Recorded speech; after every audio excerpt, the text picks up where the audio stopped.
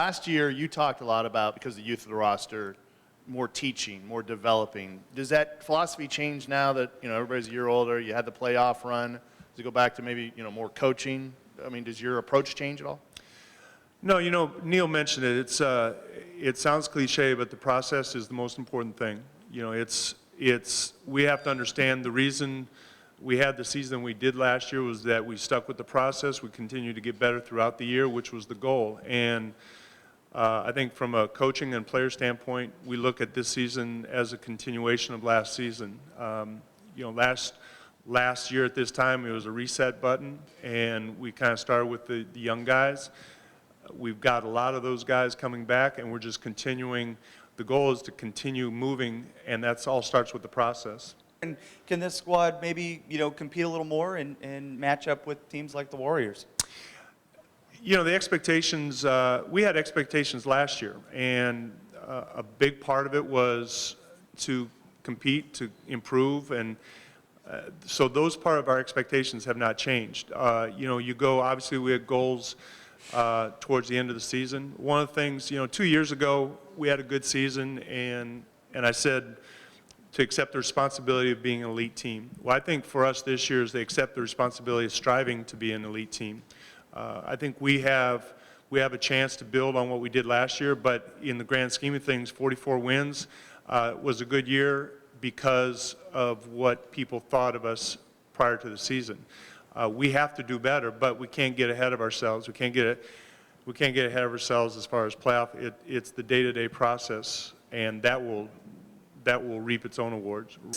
I think we're on the right track defensively, and I think everybody knows, certainly we do, that for us to make the next jump, we need to be more consistent defensively. And part of that might be to give some thought to some changes tactically, but I think we're going in the right direction. The second half of the season we improved. I think that came with mostly experience, and we're going to be better defensively next year because of that experience, because of the time together. We may tinker with some different tactics, whether it's pick and roll, but I think for the most part, when you look at our defensive shot distribution, that was important. We didn't give up a lot of threes, even though teams shot a good three-point percentage against us. Our rebounding, we're an average rebounding team.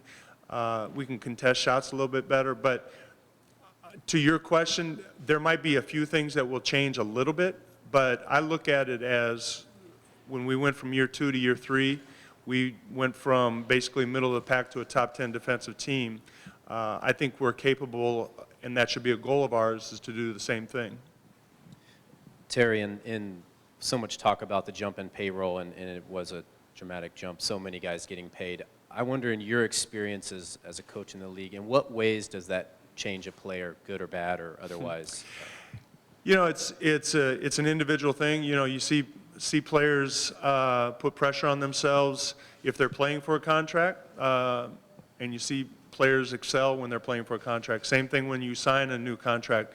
There's the pressure to fulfill the expectations of that, and there are some that just keep going out and doing what they do. So I think it's a personal thing. I'm aware of the possibilities, but again, looking at the character of our guys and their work ethic and what they've done up to this point, then it's not as much of a concern for me. Terry, there's already been discussion in the offseason about Al-Farouq moving or playing more consistently at the 4. Is that a discussion you have with him, saying, hey, we feel like we could best utilize you at the 4, even though he's played small forward for most of his career? Is that something you address, or you just throw him out there and say, you play 4 now? Well, I don't know if he's played 3 most of his career. In Dallas, I think 65–70% of his minutes were at 4 in Dallas. I think he's very comfortable at that position. He showed that in the playoffs. So I think I don't know, you'd have to ask him as far as his preference, but certainly he showed the last month of the season throughout the playoffs that him playing the 4 has been good for us. I think I may have overstated as far as saying he's exclusively playing 4. Certainly we're going to need his minutes at 3, but I think the most impressive thing was I don't think playing small forward was his natural position. and he did very well last year. I think he grew into that position. But with the flexibility of our roster and because of last year's priority on developing our big guys, that he didn't have the same opportunity until it came till April and the playoffs. So as far as Chief goes, you know, he likes being on the court, and he'll play 3, he'll play 4, he'll play point if you want. Maybe I don't want, but he. Coach, I realize this question is probably better suited for Neil, but I know you'll be involved in it. When analyzing the 15th man, I mean, you guys have brought in a lot of guys. What would you like to see out of that position, and how much of training camp will you keep an eye on that?